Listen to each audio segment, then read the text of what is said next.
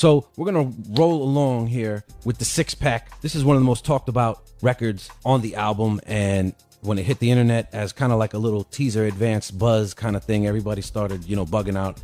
You had come up here earlier with Sway and talked about it, that being Throw It Up. Yeah. And that is featuring Gangsta Boo. Yeah, former 3-6 Mafia or Mafiette, Gangsta Boo, and my boss Marshall. Yeah, this was another collabo that I heard within 10 minutes of the record being recorded. I had both of them, I just knew that it just had to happen. It was perfect. I just feel like, no one's heard Marshall in this particular world, this southern gritty club vibe. And then where did Gangsta Boo fit in? Because she's been kind of missing in action. Boo was in ATL. When I seen her and met her, I told her how much of a fan I was, and I was like, man, let's do something.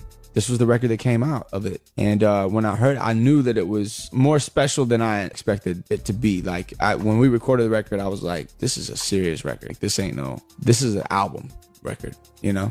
This ain't no leak. This ain't no mixtape record. This is a record for my album. I knew it. At what point if I can get Marshall on this? Yeah, I was about to ask you, when did the boss get involved? The idea of it came the day of. Like, I was like, man, as soon as hearing, I was like, man, if I could just get Marshall on this record. And honestly, I was thinking how impossible that was going to be to get him on this record. Because it's something that's out of his zone. Yeah, it was that. And, I just didn't know if it would make sense creatively for him. I just didn't know. So back to Detroit you go. Yeah, went to Detroit, played him the song, and he sat with it for a while. And honestly, he sat with it for a while, man, to try to figure out whether, whether he wanted to do it or not. And I was like, come on, man, please do this record. Is he listening to it by himself, or he's in the room with you? Or? I'm not. His creative process, I ain't really, it's a mystery to me. Yeah. I don't know. He goes off into fucking some obscure cave in the Caucasus Mountains.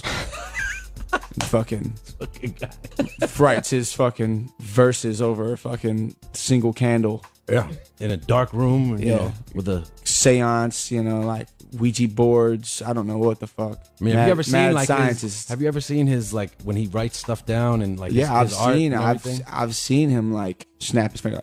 That's what he does now when he needs something. Pen now. Nah, he don't do that. No.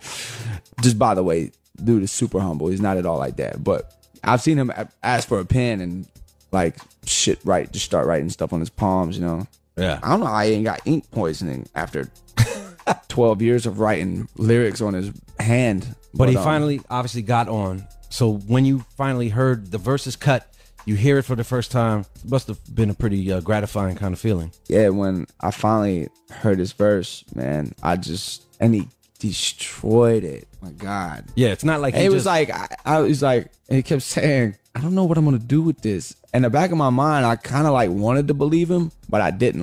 Dude, you're gonna slaughter this record. I already knew. And then when he turned in the verse, it was just murder as usual. Like I said, I don't know where he goes to write these verses. It's definitely not here. No, it's not of this earth. He don't dwell upon us mere mortals. He doesn't dwell with us mere mortals. Anyway, he penned this verse. It happened. Let's hear it. The record come out crazy. Let's hear it. Throw It Up from Radioactive in stores now. Throw it up on the Shade 45 6-pack. Throw it up with Yelawolf. I'm Reef the Street. Shade 45. Let's go.